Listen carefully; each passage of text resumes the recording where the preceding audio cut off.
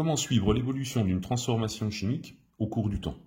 Alors si on prend une transformation chimique tout à fait classique, on a les réactifs A et B qui vont réagir ensemble et se transformer pour donner naissance à les produits C et D que nous avons ici.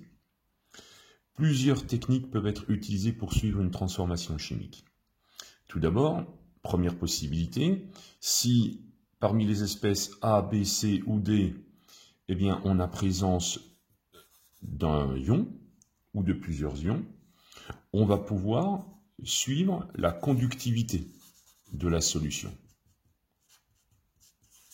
C'est-à-dire qu'une solution qui va s'enrichir en ions va devenir de plus en plus conductrice.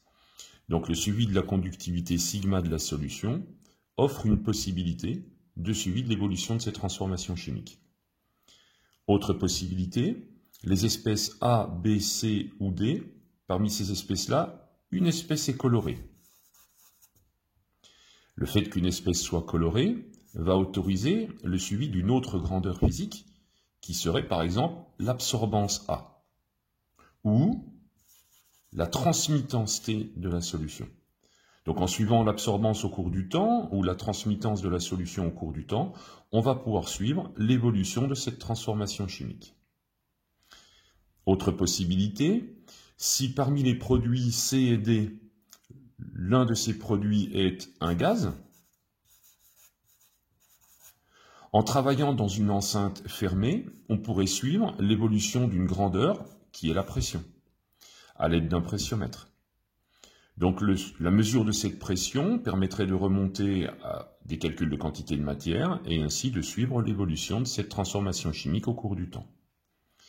Si aucune des conditions précédentes n'est vérifiée, on peut procéder par une méthode purement chimique en effectuant des prélèvements du milieu réactionnel très régulièrement dans le temps.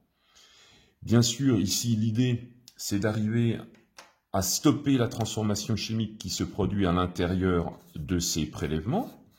Donc, on est obligé de stopper la transformation chimique, ici.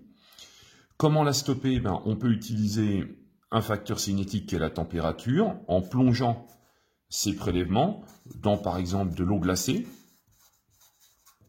En plongeant les prélèvements dans l'eau glacée, la transformation va se stopper, ou tout du moins très fortement ralentir.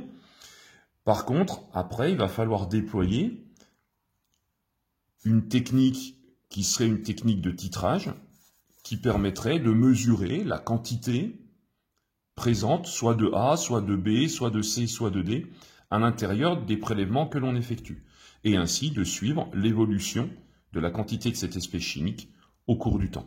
Alors les techniques de titrage, il y en a plusieurs à notre disposition. Elles sont étudiées en classe de terminale S, elles seront étudiées dans un chapitre suivant.